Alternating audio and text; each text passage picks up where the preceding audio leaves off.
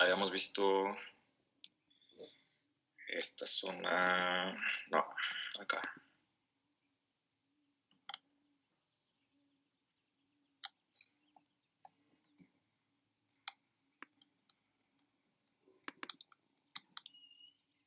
Nos quedamos aquí. Habíamos visto, bueno, esto de un paciente fumador, que habíamos dicho que enmascaraba la inflamación gingival, que podría tener nada más como signos de salud, pero en realidad sí observamos ahí, se veía fibroso, se veía incluso violáceo los márgenes de la restauración, o la providencia, perdón, y pues enmascaraba este tipo de factor, el humo del tabaco. Y pasábamos a incluso otros factores orales que inducen al acúmulo de placa, que también habíamos dicho, creo que los márgenes de la restauración subgingival, que cuando teníamos restauraciones a nivel subgingival, como preparación de resinas, coronas, ganchos removibles, pues estos podían inducir a la inflamación gingival. Seguíamos con... No, más bien nos quedamos aquí estrictamente. ¿Cuáles medicamentos nos producían hiposalivación? Que eran, dijimos, antihistamínicos, descongestivos, antidepresivos, medicamentos, antihipertensivos, pero no solo el hecho de consumir este tipo de medicamentos, sino aunado o engatillado a un factor etiológico que era la placa. La placa, inflamación y aparte estos medicamentos iban a potenciar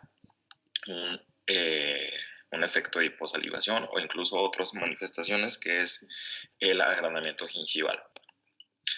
Por ejemplo, los medicamentos que pueden influir en el agrandamiento gingival estrictamente es la fenitoína y el valproato de sodio. También otros como bloqueadores de canales de calcio como nifedipino, verapamilo, diltiazem, amlodipino o felodipino.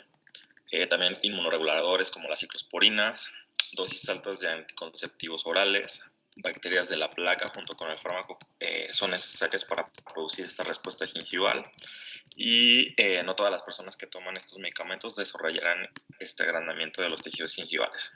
Hay que ver también obviamente la respuesta inmune de cada persona y pues obvio también cantidad y tiempo en que han estado consumiendo este tipo de medicamentos. Esto nos dice que hay una susceptibilidad con características específicas de cada individuo, tanto cantidad, calidad, tiempo y obviamente higiene bucal. Por ejemplo, aquí tenemos una imagen de un paciente que toma este tipo de medicamentos. Tiene un aumento de gingival.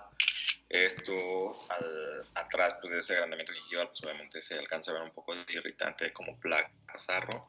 Tenemos otra característica que esto es más complicado.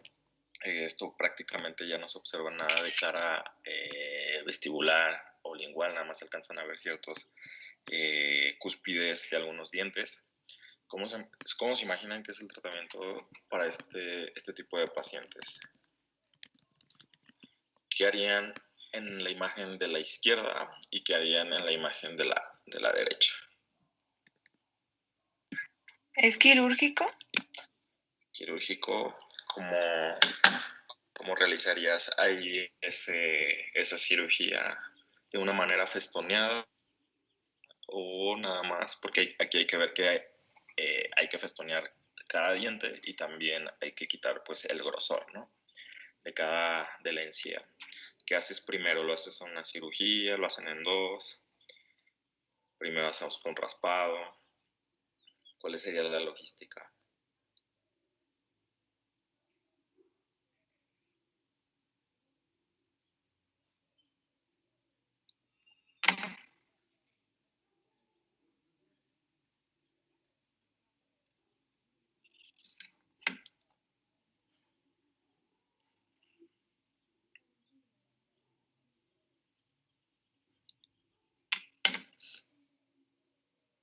Ahí, bueno, viene el examen. Ahora, dentro de la clasificación de los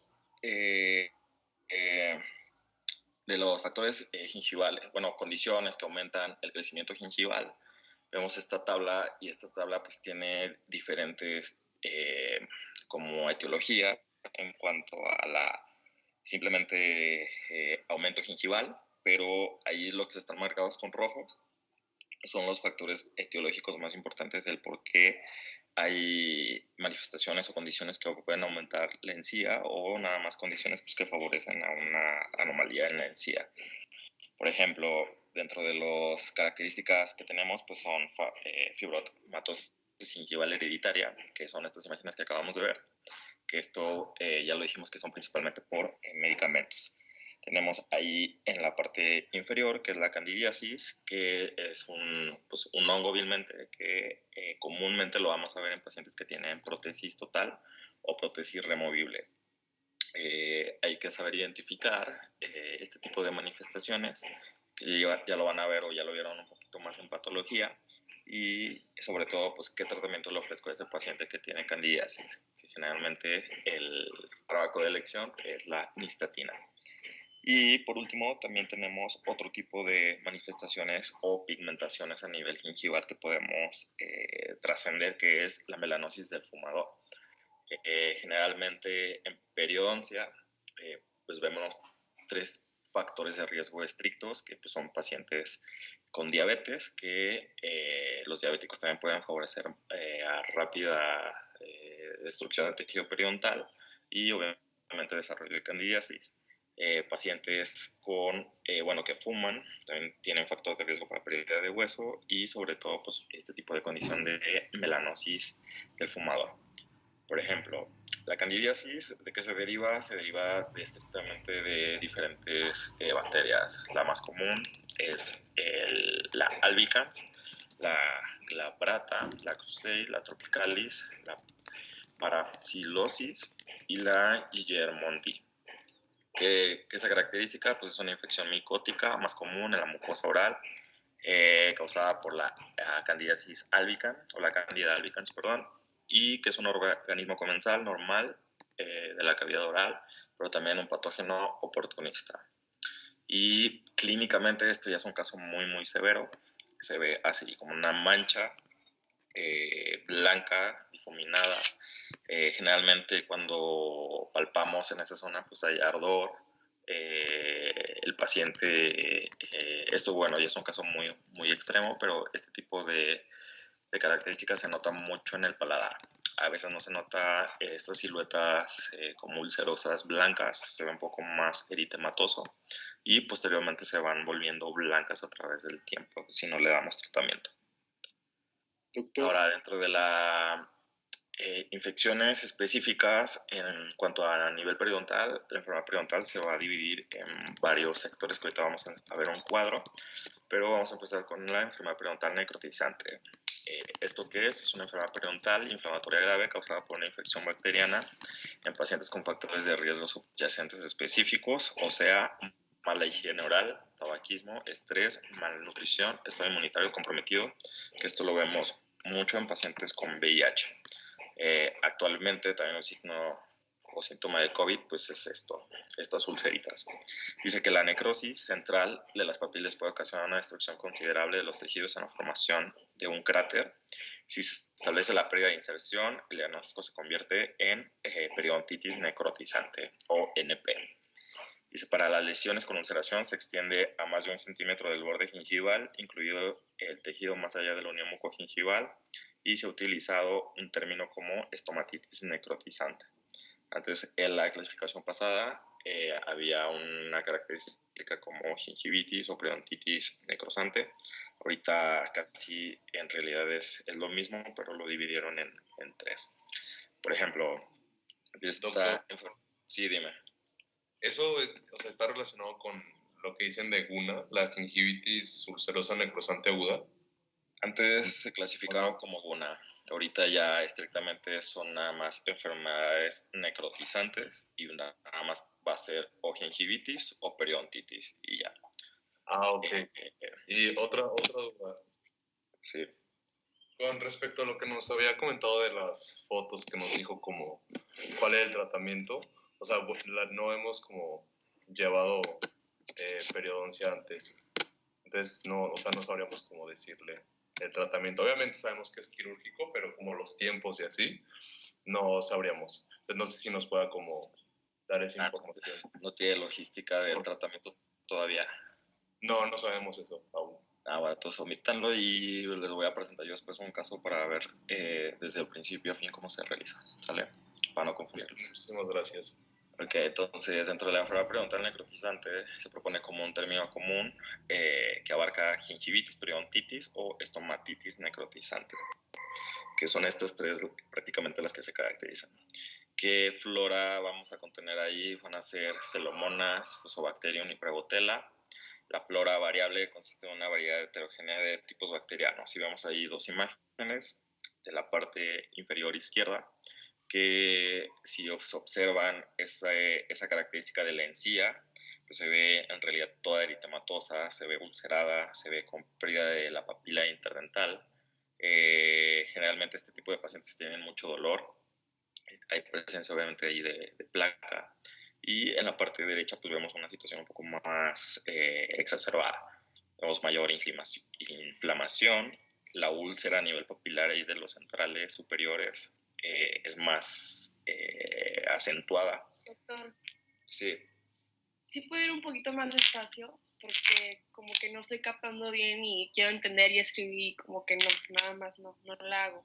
Por favor. Nada más ahí es, bueno, en cuanto a las características de la encía, no sé si eso es lo que andamos viendo. De las bacterias pues prácticamente nada más son bacterias que se establecen ahí a nivel gingival, que yo no sé mucho de preguntar bacterias, de hecho pues es un poco aburrido, pero sí hay que saberlas. Pues bacterias a nivel periodontal, que como les digo, pues es la parte inicial y pues es un poco de la parte más microbiológica, pero pues principalmente, no sé, imagínense ustedes que cada vez que yo les hablo de este tipo de bacterias, las bacterias cómo se examinan, se hacen, no sé si han visto las puntas de papel de endodoncia, y estas puntas de papel las meten ahí en el surco gingival o donde hay bolsa periodontal. La meten a través ahí de la encía y eso lo mandan a un laboratorio y ahí se examinan pues todas estas bacterias y se han encontrado pues que este tipo de bacterias son las que predominan ahorita estrictamente en enfermedad periodontal necrotizante o enfermedades necrotizantes, ¿sale? Lo que les comento de la encía, ya vimos que es salud, que se ve todo rosita, etc. Ahora, ¿cómo identificamos a un paciente con esta enfermedad necrotizante? Pues es como lo vemos tal cual ahí en esas imágenes. Su textura es lisa,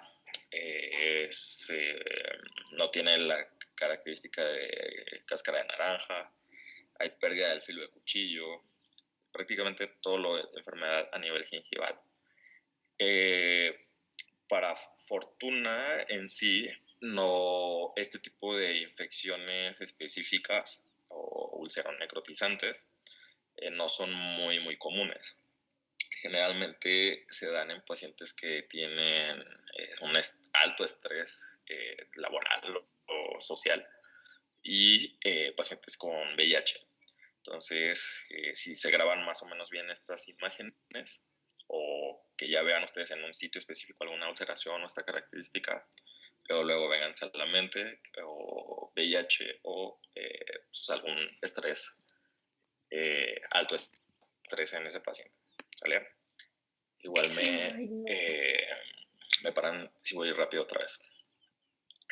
Ahora pasamos a las lesiones químicas. Hay otras lesiones químicas que nos pueden producir pues en la encía simplemente hasta cambios de temperatura, que es obviamente cuando nos comemos, no sé,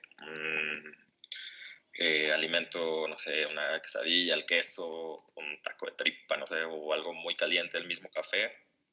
Allí prácticamente pues podemos también erosionar la encía. Estrictamente aquí hay productos químicos que pueden provocar ese tipo de erosiones. Por ejemplo, la clorexina, el ácido acetil salicílico, la cocaína, el peróxido de hidrógeno o detergentes para dentríficos. Dice también que estas lesiones son reversibles y se vuelven después de eliminar la influencia tóxica.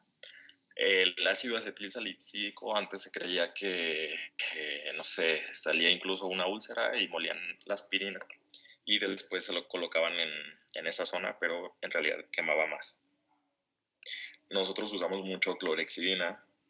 La clorexidina es un antihistamínico a nivel bucal que lo único que te hace pues es eliminar o bajar la cantidad de bacterias que te provocan la placa supragingival. O sea, elimina nada más bacterias supragingivales para que no te forme placa. Pero esta clorexidina, si lo usamos a través del tiempo, no sé, lo recomendable es nada más usarle 2 semanas y suspenderlo, porque si lo usamos posterior a 2 semanas de manera continua, produce ciertas reacciones adversas como lengua escalada, pigmentación dental y pues pérdida igual del gusto.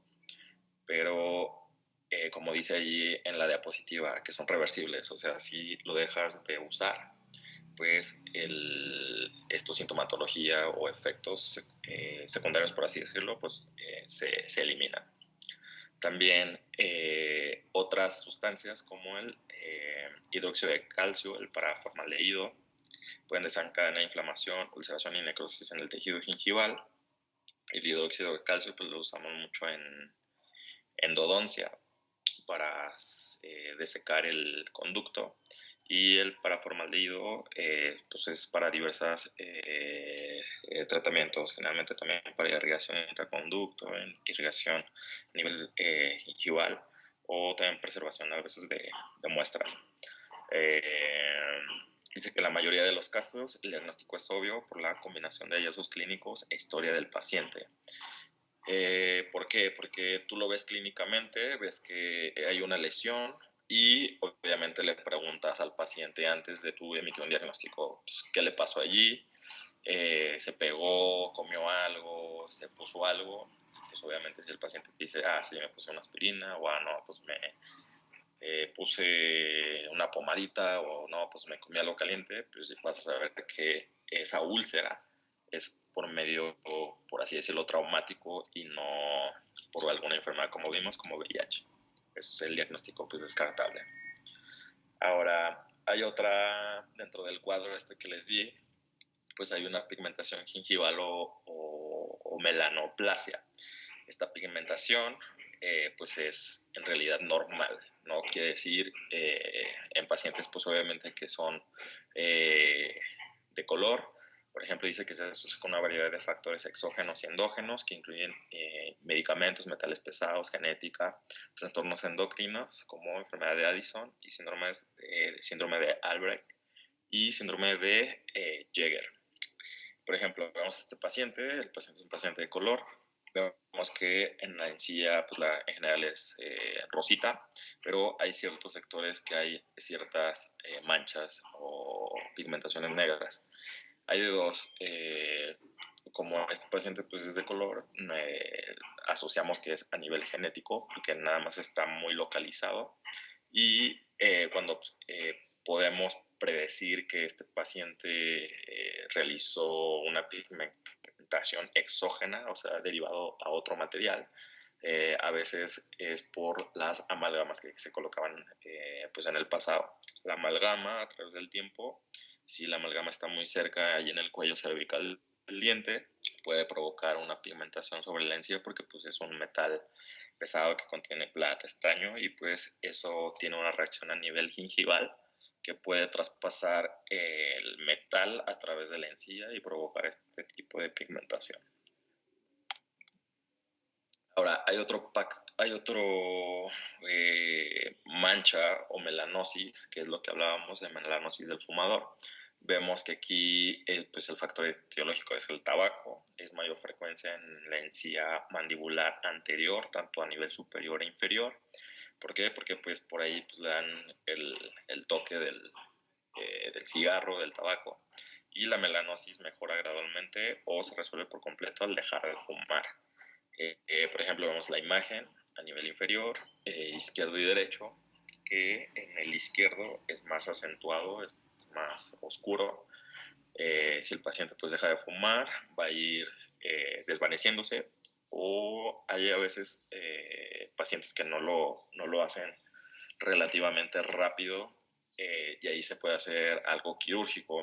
En cuanto a algo quirúrgico, esas manchitas se pueden desvanecer o eliminar, vilmente rasurándola como con la pieza de alta, obviamente bajo anestesia local, y dándole ahí a las manchitas con una fresa de diamante de bola o detallado, pero pues con una muy baja velocidad.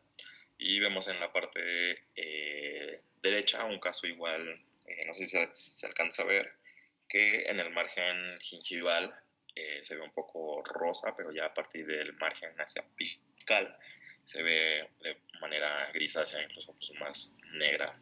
Este tipo de nivel de pigmentación es un poco más leve que el de la izquierda. Y el de la derecha, pues la indicación es primero que deje de fumar en caso de que quiera devolver otra vez la tonalidad natural de la encía. Y generalmente a los 3-4 meses vamos viendo una disminución de esa pigmentación. Si a los 3-4 meses no se disminuye, pues ya hacemos algo quirúrgico, que es como que les decía, que es una rasurada a nivel gingival con la pieza. Doctor, Ahora, sí, dime. Por ejemplo, en el caso de la pigmentación en las personas de color, ¿no puede haber alguna aclaración o quitar esa encía? Esa encía negrita, sí, se hace lo mismo que en la del fumador. Se anestesia la zona y las manchitas las vas rasurando con la pieza. Obviamente sin llegar a hueso. Tengamos en cuenta que la parte externa, por eso vimos las capas basales, estratificada, córnea, etcétera, que acabamos de ver. Tú nada más le das a la capa muy superficial, al estrato córneo, por así decirlo, que es lo que te produce ese tono filamento. Tú nada más desvaneces esa parte, no pones nada, se queda cruento, es como si tú hicieras una lesión adrede, pero obviamente estás atacando nada más esa mancha.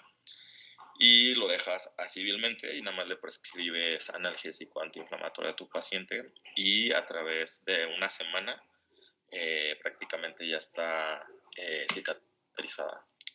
Tengo de hecho un caso que yo hice ahí en la escuela, nada más que se me olvidó colocarlo aquí. A ver si la próxima mañana se los pongo para que vean cómo es el procedimiento en sí. Es vilmente nada más rasurarlo con la fresa y a la semana prácticamente ya está cicatrizado y rosita. Pero sí, también lo puedes hacer en melanosis genético. Nada. Ahora pasamos, yo creo, esto es lo más importante en cuanto a perio 1, que es pues, la clasificación de periodontitis actual. Generalmente hay varios factores que relacionen o se identifica periodontitis. En varios países antes no había un consenso de que un doctor decía, pues yo considero periodontitis cuando mi sonda yo la meto ahí al surco y pues mide 3 milímetros y en otro país decía, no, pues yo lo considero periodontitis cuando es 4. Afortunadamente aquí ya hay un consenso, pero primero pues es importante definir lo que es periodontitis. Es la pérdida de soporte de tejido dental debido a inflamación, que es la característica principal. Se usa comúnmente un umbral interproximal de pérdida de nivel de inserción clínica, que ahorita lo vamos a ver para que no se confundan, que es mayor o igual a 2 milímetros y mayor o igual a 2 dientes no adyacentes. O sea, el sitio que yo voy a examinar, no solamente, por ejemplo, los centrales superiores, si allí hay pérdida de hueso, solamente, y en las demás partes de mi boca no hay pérdida, estrictamente no, ese paciente no es que tenga periodontitis, sino que hay un factor etiológico local de por qué perdió hueso en esa zona. Un paciente con enfermedad periodontal tiene que tener en más sitios o más lados diferentes, por ejemplo, a nivel superior, a nivel inferior o en un cuadrante distinto, pérdida de hueso interproximal, para que sea considerada enfermedad periodontal. También dice que se confirma la presencia de tejido óseo interproximal a través de evaluaciones radiográficas y los hallazgos clínicos significativos de periodontitis son que sangre al sondeo, el número y proporción de dientes con profundidad del sondaje sobre 4 milímetros y 6 milímetros, que eso es el consenso que antes se utilizaba. Algunos países utilizaban una regla de mayor a 4 milímetros, algunos mayor a 6. Actualmente, estrictamente, es mayor o igual a 4 milímetros. O sea, profundidades de 1 a 3 milímetros se consideran como salud, obviamente bajo que esa zona no sangre. Y si hay un sitio que tiene de 4 en adelante y sangra, se considera ya una bolsa periodontal, o que ese sitio pues hay pérdida de inserción.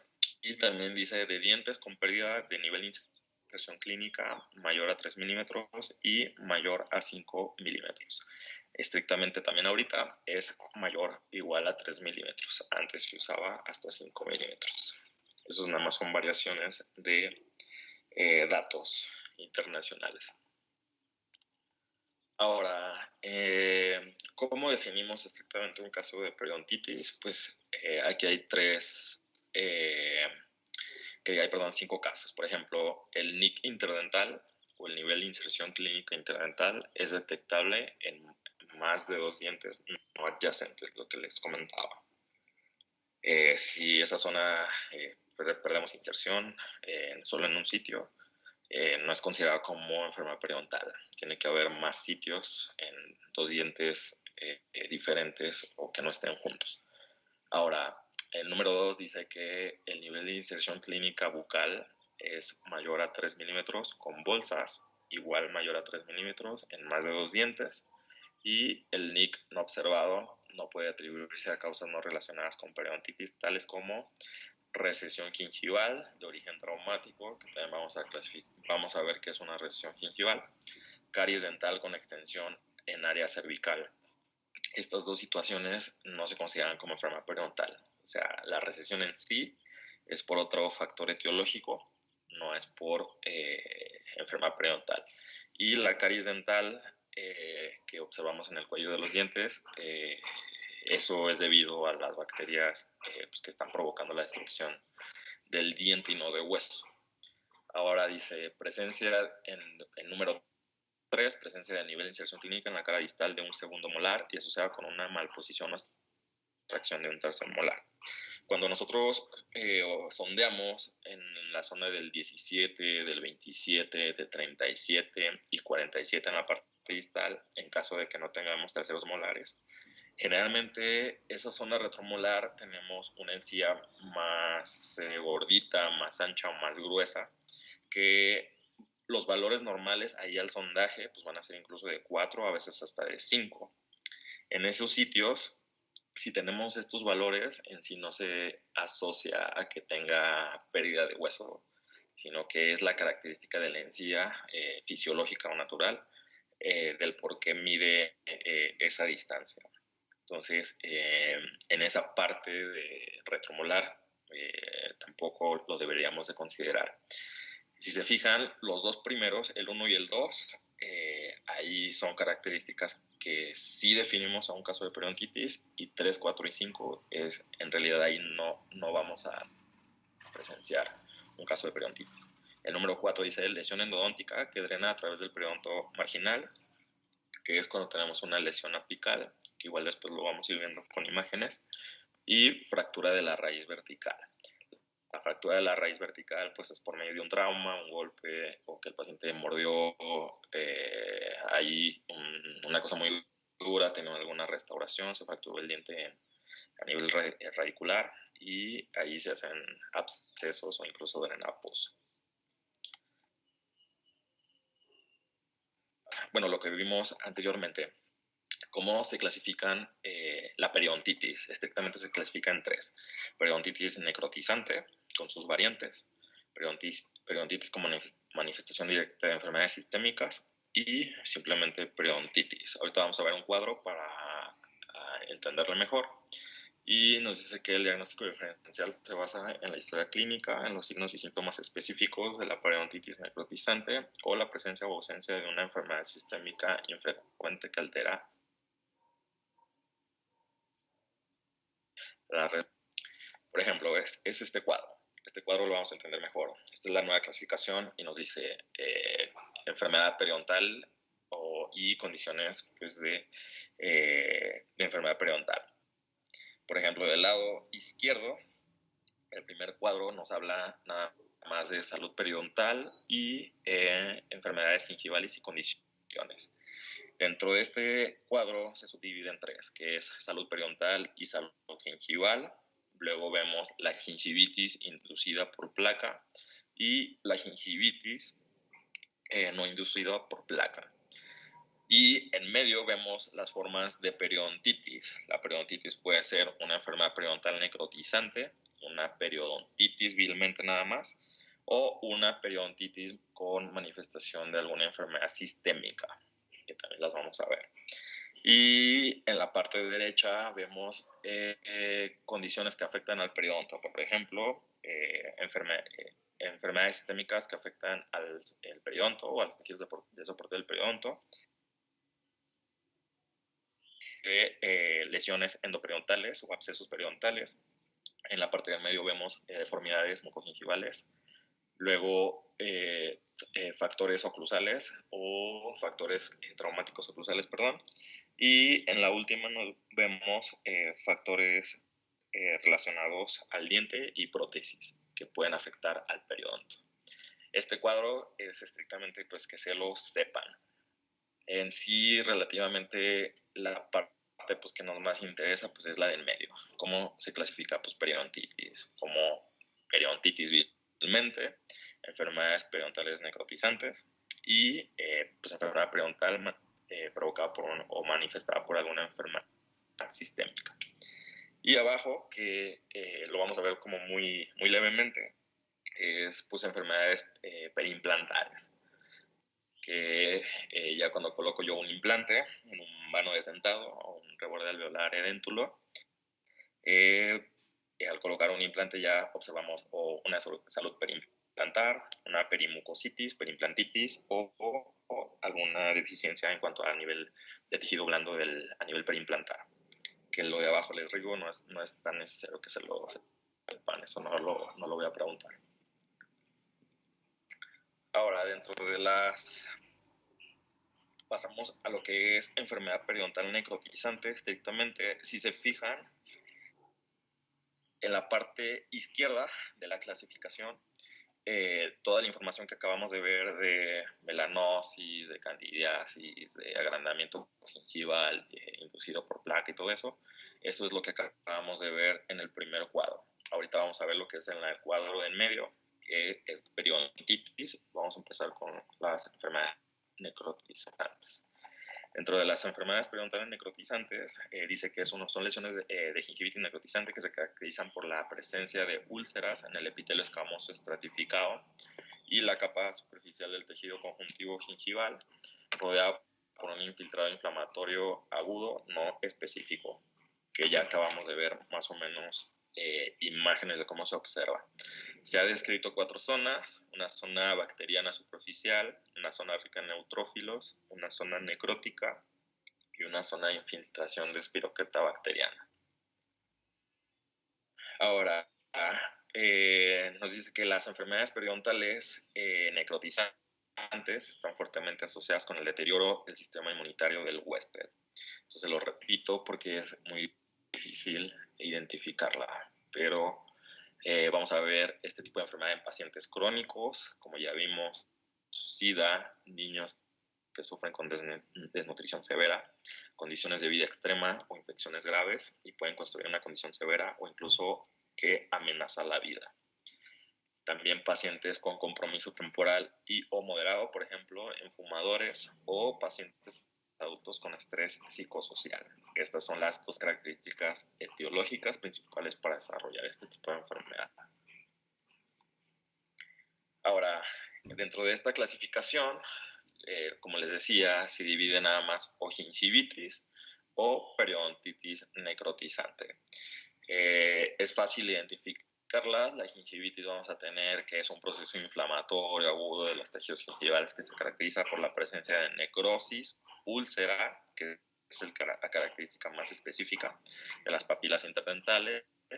Ahí sangrado gingival y dolor. Otros signos y síntomas es halitosis o membrana, linfadenopatía regional, o sea que se le aumentan los ganglios periféricos, fiebre y cialorrea. Y la periodontitis necrotizante va a tener lo mismo que la gingivitis necrotizante, pero adicional vamos a observar radiográficamente pérdida rápida de hueso. En la gingivitis no va a haber pérdida de hueso, en la periodontitis, perdón, sí va a haber pérdida rápida de hueso, más aparte de todas las características que vimos. Y la otra es la estomatitis necrotizante, que aquí nada más se asocia a nivel de la cavidad igual bucal, cuando la necrosis de los tejidos blandos se extiende más allá de la encía y la denudación ósea puede ocurrir a través de la mucosa alveolar con áreas más grandes de osteoitis y formación de tejido óseo. Esta es muy rarísima, generalmente ya es una clasificación demasiado grave, aparte de todas las características que vimos de ulceración, etcétera, pues va a haber fenestración de tejido óseo, o sea, tú vas a ver el hueso clínicamente ya fenestrado. Dice que también es típicamente en pacientes severamente comprometidos y casos sin la aparición previa de lesiones necrotizantes de gingivitis o periodontitis. Ahora, dentro de características de estas enfermedades necrotizantes, por ejemplo, tenemos del lado izquierdo pacientes con enfermedad crónicamente severa o inmunocomprometidos, que pueden ser adultos o niños. Los factores predisponentes o que me causan esta enfermedad en pacientes adultos, pues vemos ahí HIV, que es VIH, y nos habla de que cuando ustedes sospechan que tenemos un paciente con VIH o SIDA, nosotros mandamos a hacer al laboratorio un perfil bioquímico que ahí nos cuenta la cantidad de células T o células T, que diga células B, perdón. En este caso son las células CD4, que simbolizan estos células defensivas en nuestro organismo. Y como ahí ven, cuando tienen menor de 200 células o de esta cantidad de CD4, se habla pues, que este paciente pues, está inmunosuprimido o está inmunocomprometido. También dice que otras condiciones severas son la inmunosupresión. Y en niños se va a hacer malnutrición, condiciones extremas de vida, infecciones severas, y esto nos va a desencadenar la periodontitis, gingivitis o estomatitis necrotizante. También en la parte de abajo, también en pacientes que ya tienen gingivitis o periodontitis y además manifiestan este tipo de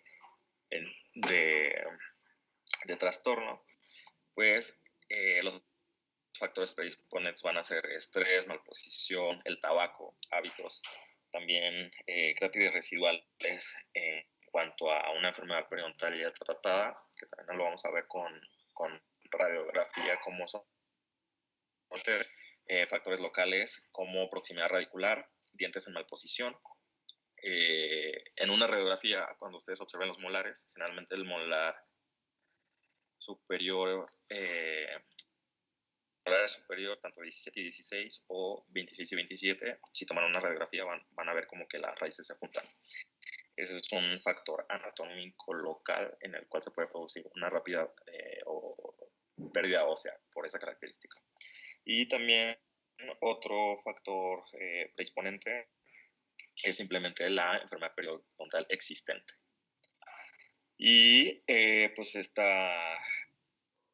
¿cómo se manifiesta clínicamente? Pues puede ser generalizada, localizada o de una progresión frecuente o infrecuente. Eso ya lo vamos a ir determinando a través del tiempo. Esto en sí de este cuadro, lo único importante pues, que ustedes hayan de saber, yo creo es la parte superior, que es en pacientes adultos o niños, que sí tienen esta cantidad de células menor, hábitos de nutrición, etcétera, pues es lo más importante de este cuadro. Ahora, dentro de la clasificación de enfermedad periodontal, este cuadro también es súper importante porque aquí ya nos da una clasificación de enfermedad periodontal. Por ejemplo, en la enfermedad periodontal vamos a determinar la severidad, la extensión y localización. Aquí, como su nombre lo dice, la severidad se divide en, la clasificación respecto a la distribución o complejidad de la extensión de la enfermedad periodontal se divide en estadios. Ustedes ven un estadio 1, 2, 3 y 4. Y primero medimos la severidad. Ahí dice que la pérdida de cal o de nivel de inserción clínica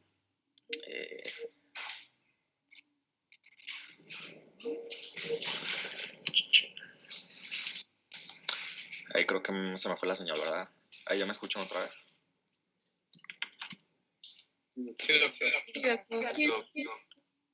Me apareció algo como que se fue. Bueno, este cuadro es súper importante que se lo aprendan de memoria.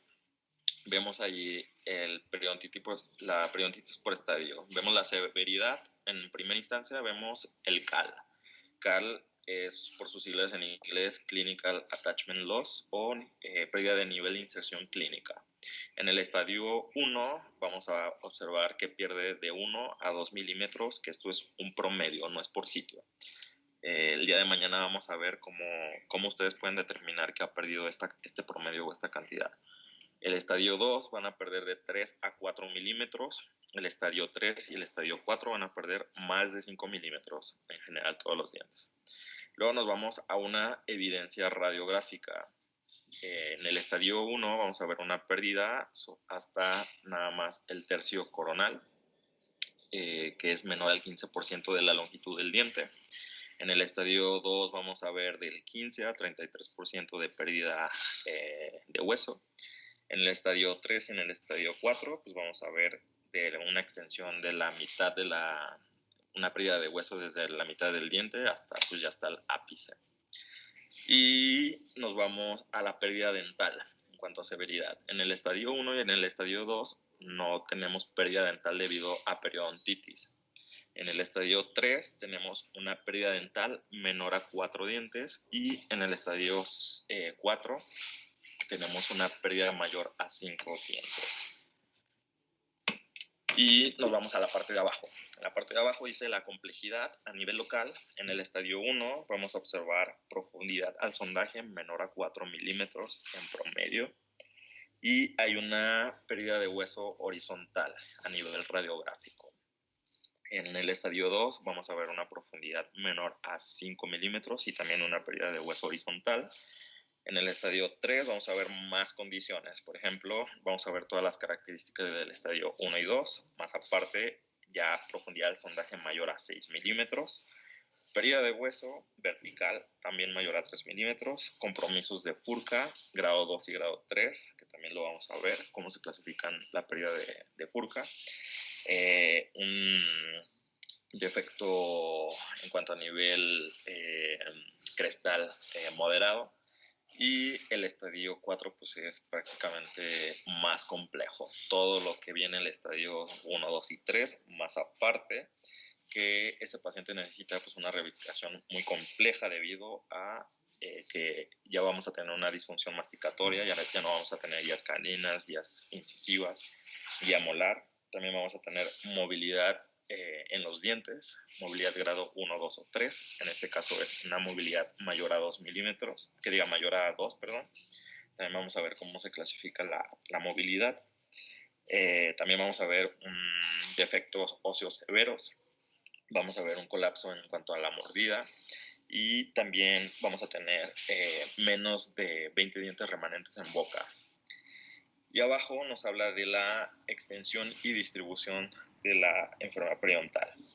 Eso también lo vamos a hacer el día de mañana con un ejercicio. Nos habla de que cuando el sitio que nosotros examinamos, cuando es menor al 30% de los dientes involucrados, nos habla de que el sitio va a ser localizado y es generalizado cuando ese paciente tiene más del 30% de los sitios afectados.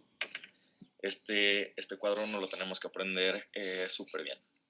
Digo, mañana vamos a ver un caso más o menos para entender esta clasificación. Y hasta aquí le vamos a dejar, a ver si trato de hacerlo rápido. También se va a dividir en cuanto a severidad la enfermedad periodontal con grado A, B o C. La severidad es en cuanto a la velocidad o tasa de reabsorción ósea que yo tengo en ese paciente. Y para no confundirlos, mejor lo vamos a explicar mañana. ¿Alguna duda hasta aquí? Requiero que se aprendan muy bien estos dos cuadros, la tabla 1A, esta que acabamos de pasar, y esta, léanla, aunque no, bueno, se entiende un poco, pero para que mañana podamos entenderlo un poco mejor. La tabla 1B. ¿Dudas hasta aquí? No, doctor. No. Igual ahorita yo sé que les hablo un poco en chino, porque no hemos visto pues, qué es profundidad del sondaje, qué nivel de inserción clínica y todo eso, pero pues, lo vamos a ir viendo durante el curso, ¿sale? Sí, doctor. Entonces, nos vemos mañana y que tengan buen día.